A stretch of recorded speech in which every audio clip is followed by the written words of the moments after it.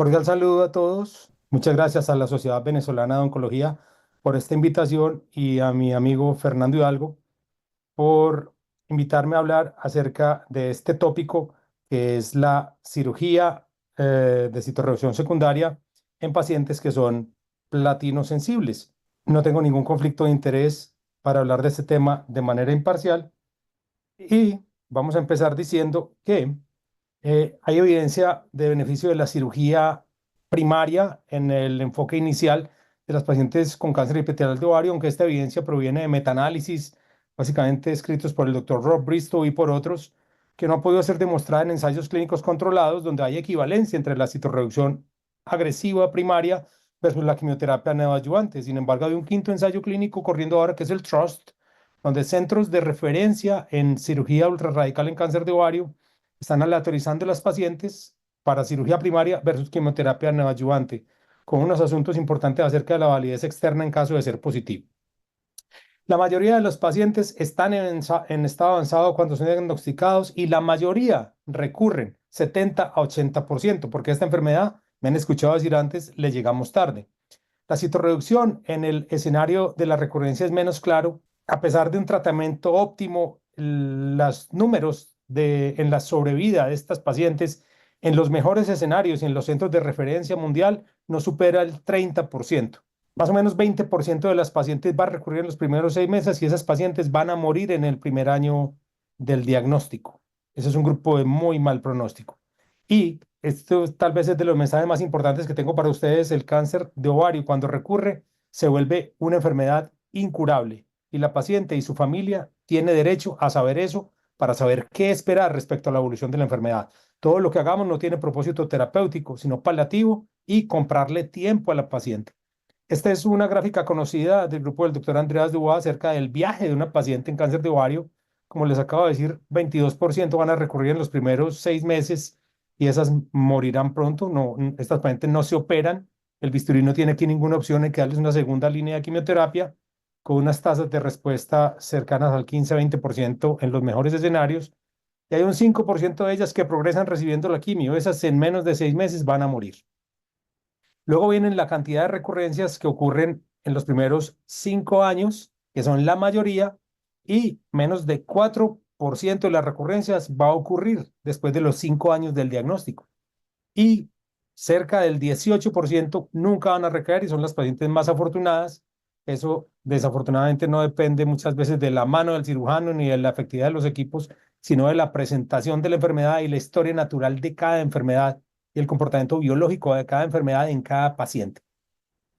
Este es como lo clasificábamos antes de acuerdo a la sensibilidad al platino. Ya les dije, las refractarias viven menos de 6 meses, las que progresan en quimio, las que son resistentes viven menos de un año. Y de acuerdo a esta gráfica, las que son resistentes, las que son platino sensibles, viven hasta 36 meses. Esto cambió, ya no se llama de acuerdo a la sensibilidad al platino, sino que se llama si son o no candidatas al platino, que es otra manera de interpretar estos mismos datos. Y los datos en sobrevida son mejores, como les voy a mostrar. Las guías de manejo de la NCCN dicen que en pacientes con recurrencia después de los 6 meses, porque antes de los 6 meses van a otra línea de quimioterapia, después de los 6 meses se puede considerar citorreducción secundaria o meterla en un ensayo clínico y darle quimioterapia. ¿Y cuál es el impacto de la quimioterapia sola en estas pacientes que han recurrido? Pues esto es una comparación de algunos estudios clásicos en ovario, el ICON-4, el AGO 2.2, el AGO OVAR, el CALYPSO, el OCEANS, donde nos muestra que las medianas de sobrevida, cuando solo se da quimioterapia, cuando más podemos esperar 34 meses en aquellas que están mutadas. Esto es alrededor de 3 años, cuando más. La mayoría es alrededor de año y medio o 2 años, dando solo quimioterapia. Sin embargo, en este metaanálisis de Andreas Dubois, ellos muestran en retrospectivo cómo se pueden obtener medianas de supervivencia después de la recurrencia platinosensible de hasta 60 meses. Esto es 5 años. ¿Qué es una mediana? Una mediana es que a los 5 años la mitad de las pacientes aún está viva y la mitad de las pacientes ya no están con nosotros. Este es un metaanálisis donde está el doctor Chi, donde está Philip Harter, que metió 1.100 pacientes demostrando en pacientes que recurrieron y eran platino sensibles como el factor más importante para obtener unas medianas de sobrevida más largas es dejar a la paciente sin enfermedad residual. La mediana de sobrevida sin enfermedad residual son 57 meses, o sea, casi los 5 años que les hablé anteriormente. Cuando se deja enfermedad menor a 1 centímetro, esto baja a 2 años, y cuando se deja enfermedad mayor a 1 centímetro, esto baja a poquito más de un año. Entonces, la idea es que dejemos a las pacientes con una citorreducción óptima. ¿Y cómo la podemos predecir? Pues hay diferentes maneras. Esto hace parte de un artículo de Su, donde nos muestra los diferentes scores que hay. Está el de Eisenkopf del 2000, Zhang del 2004, Philip Harter tiene dos publicaciones, este es sueco, y el modelo de Tian, que después hizo parte del iModel, que fue el usado en el SOC1. Entonces, estos toman en cuenta el estadio de la FIGO, si hay tumor residual luego de la primera cirugía, cuál es el intervalo libre de enfermedad, el estado funcional, el número de sitios de la recurrencia, si hay o no ascitis, los bajos niveles de CA 125, si se requirió o no resección intestinal, si hay recurrencia en el intestino y se recibió o no quimioterapia previa. Están en diferentes combinaciones. Yo les voy a mostrar cuáles son los mejores, o al menos los más sencillos de aplicar. Creo que el mejor es el AGO Score. El AGO Score fue usado en el Desktop Tree, y el AGO Score es un estudio que es un score que predice la citorreducción óptima de pacientes cuando se juntan tres variables: que se haya hecho una resección completa en la primera cirugía o que fuera un estado 1 y 2, que tenga menos de 500 centímetros cúbicos de ascitis, y esto se puede calcular por ecografía, por TAC o por resonancia, y que tenga un ECOG de cero. Cuando estas tres cosas están presentes, se dice que tiene un AGO score positivo en la paciente y predice una citorreducción óptima en 3 de 4, el 76%. Esto nació de un estudio retrospectivo que fue el Desktop 1, luego un estudio prospectivo que fue el Desktop 2, y el Desktop 3 fue el ensayo clínico controlado donde se usó el AGO Score. Es supremamente fácil de aplicar y es el que aplicamos en nuestra práctica aquí en mi ciudad, en los centros donde trabajo yo. El otro es el modelo de Tian, que fue el que se usó, luego se llamó el iModel, que se usó en el SOC1, donde está el estadio FIGO, la enfermedad residual, el intervalo libre de enfermedad, el estado funcional, el nivel de CA 125 y la CITIS. Y eso, por medio de una regresión logística, se le asignan unos puntajes de 0, 0.8, 1.5, 1.8, etcétera, etcétera. Cuando es menor a 4.7, la posibilidad de hacer una citorreducción óptima fluctúa entre 53 y 83%. Y cuando es mayor de 4.7, incluso todavía hay posibilidad de citorreducción óptima hasta en el 40% de las pacientes. Creo que el AGO Score es más preciso. Entonces hay tres landmark studies aquí. El primero es el Desktop 3, del que voy a hablar. Son 80 centros en 12 países. Reclutaron del 2010 al 2015. Se reclutaron 408 pacientes. Al final evaluaron 407. Estas tenían cáncer epitelial de ovario, de trompas de falopio, que eran platino sensibles, que recurrieron después de 6 meses y se aleatorizaron a cirugía citorreductora en manos de los magos de la cirugía, o no cirugía, quimioterapia basada en platino. Se permitía platino con paclitaxel, platino con gemcitabina, platino con doxorubicina liposomal u otras combinaciones con platino. El primer desenlace era la sobrevida global. ¿Y qué encontramos? Que en las pacientes que operaron, la mediana de sobrevida fue 53 meses contra 46 en las que no superaron. Esos son 7, casi 8 meses de diferencia, y el hazard ratio es 0.75 sin cruzar la unidad. O sea, que le damos un 25% más de sobrevida global a las pacientes cuando usamos el AGO Score y las operamos en lugar de darles quimioterapia. Luego, el otro outcome es el Progression Free Survival. Y básicamente las pacientes para recurrir en cirugía se demoraron 1 año y medio, y las que les dieron quimioterapia recurrieron en 14 meses. La diferencia es de 4.5 meses. Esto es un hazard ratio de 0.66 y nuevamente un intervalo que no cruza la unidad. Este es tal vez el análisis más importante, a pesar de ser un análisis post-hoc, obvio no estaba dentro de los objetivos iniciales del estudio, y es cuando se dejan a las pacientes sin tumor residual R0, la mediana de sobrevida es 28 meses, más de 2 años. Perdón, con tumor residual 28 meses, pero cuando hacen una resección completa, casi 62 meses, o sea, 5 años en mediana para las pacientes con resección completa, comparado con 2 años y medio si usted las deja sin tumor, el doble. Y este es otro análisis post-hoc de cuando se les da quimioterapia, pero cuando se hace cirugía con resección completa. Ya les conté que es el 60%, y cuando se les da quimioterapia son 60 meses a los 5 años, son 5 años de mediana de sobrevida, y 46 meses de mediana de sobrevida, 4 años cuando se da quimioterapia, 1 año de diferencia. Entonces, dicen los autores que este es el primer ensayo clínico mostrando un beneficio en sobrevida global en estas pacientes. Se debe escoger a las pacientes con un intervalo de platino, mejor dicho, que sean platino sensibles y que las pacientes se deben dejar en R0 y que para eso se necesitan cirujanos adecuados en centros adecuados, escogiendo las pacientes adecuadas. Este es el SOG-1, esto fue presentado en ASCO del 2020. Este es un estudio que es chino. Básicamente los criterios de selección son muy parecidos. Primera recurrencia platino sensible. En este metieron 356 pacientes, reclutaron del 2012 al 2019, se aleatorizaban a cirugía citorreductora versus a no cirugía y les daban quimioterapia con Taxol o Cetaxel más carboplatino. Y también se permitía una segunda cirugía y eso hizo que este estudio tuviera un crossover del 35%, que es una de las críticas grandes que le hacen cuando hablamos de intención de tratar y no hablamos por protocolo.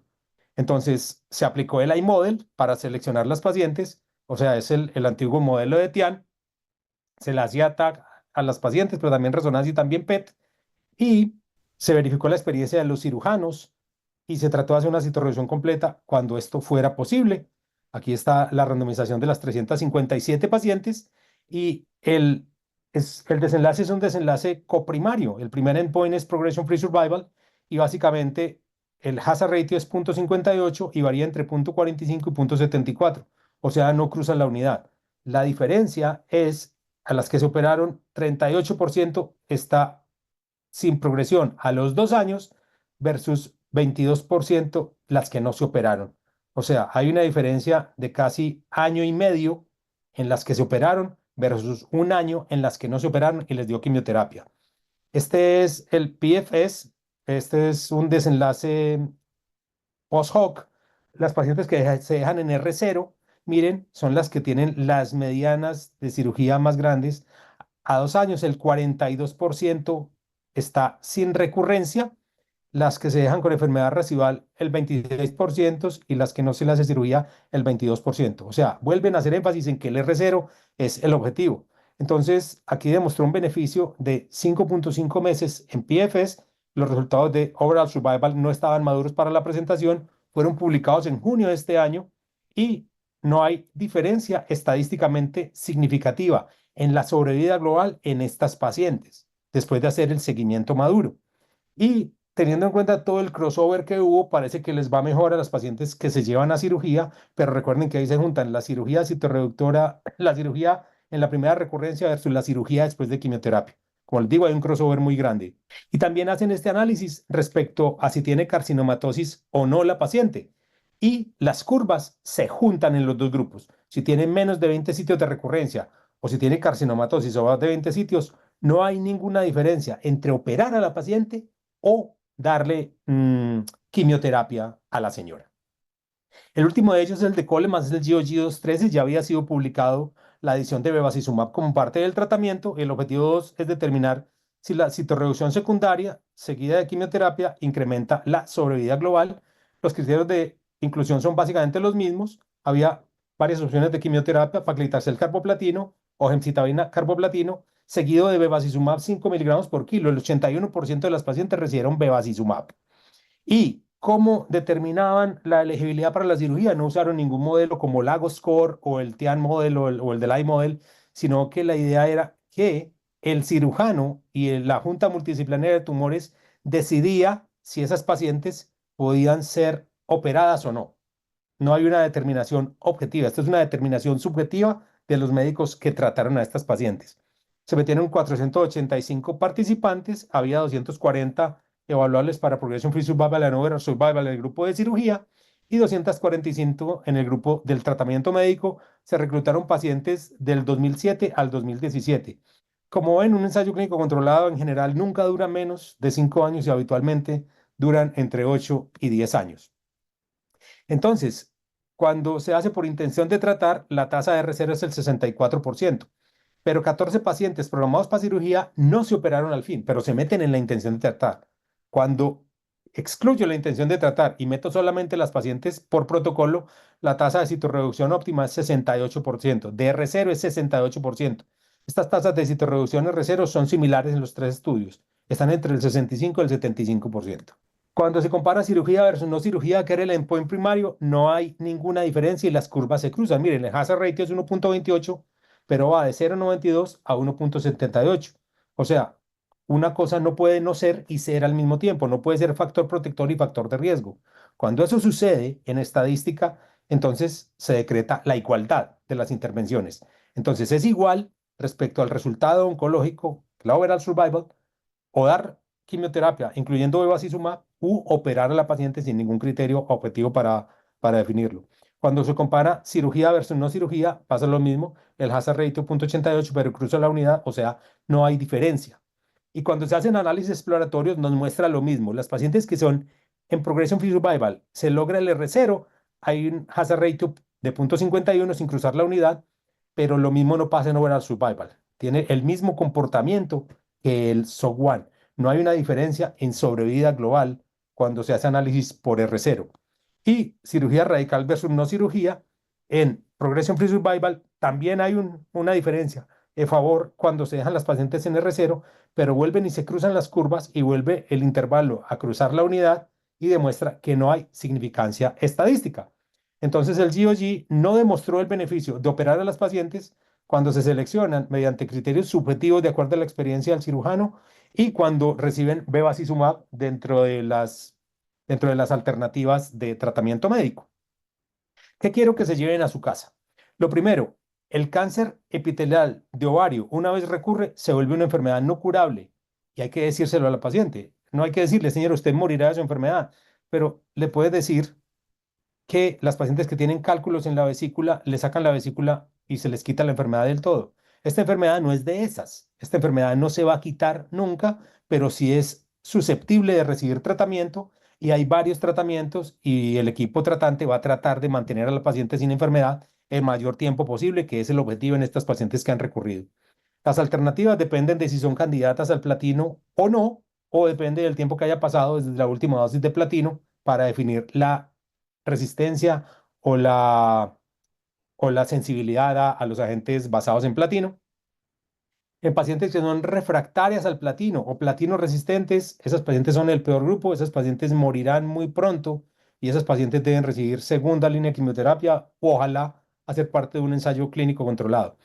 El ideal debe ser ir a operar a la paciente y dejarla sin enfermedad visible. Eso es lo que demuestra consistentemente los mejores resultados en los tres estudios clínicos, al menos para Progression Free Survival. Y es un outcome muy importante en pacientes a los que no le vamos a curar la enfermedad. La selección de la paciente es clave, no en esta enfermedad, en todas. El mejor cirujano no es el que más rápido opera o el que más bonito opera o el que más diseca o el que menos pacientes manda a la UCI. El mejor cirujano es el que mejor escoge las pacientes. Escoge la paciente perfecta para el procedimiento que él sabe hacer de manera perfecta. Ahí todos ganan. Y hay que ser honesto con las pacientes y hablarles claramente acerca de la historia natural de la enfermedad. Entonces, hay que escoger la paciente adecuada que tenga un buen estado funcional, que esté motivada, la enfermedad adecuada. Y eso se puede escoger con los modelos. Yo particularmente favorezco el AGO Score, creo que es bastante preciso y muy fácil de aplicar. El centro adecuado, que tenga los recursos y que tenga interdisciplinariedad garantizada, que yo pueda llamar a un cirujano de tórax, que pueda llamar a un coloproctólogo, que pueda llamar a un cirujano general, que podamos planear la paciente juntos, que tenga un buen cuidado posoperatorio, que tenga rehabilitación, etcétera, etcétera, y un equipo dedicado a hacer este tipo de cirugías. Cuando se juntan todas estas variables, probablemente la señora va a tener resultados similares a los que tienen las pacientes que fueron incluidas en los estudios publicados en la literatura. Muchísimas gracias y voy a estar pendiente para la discusión.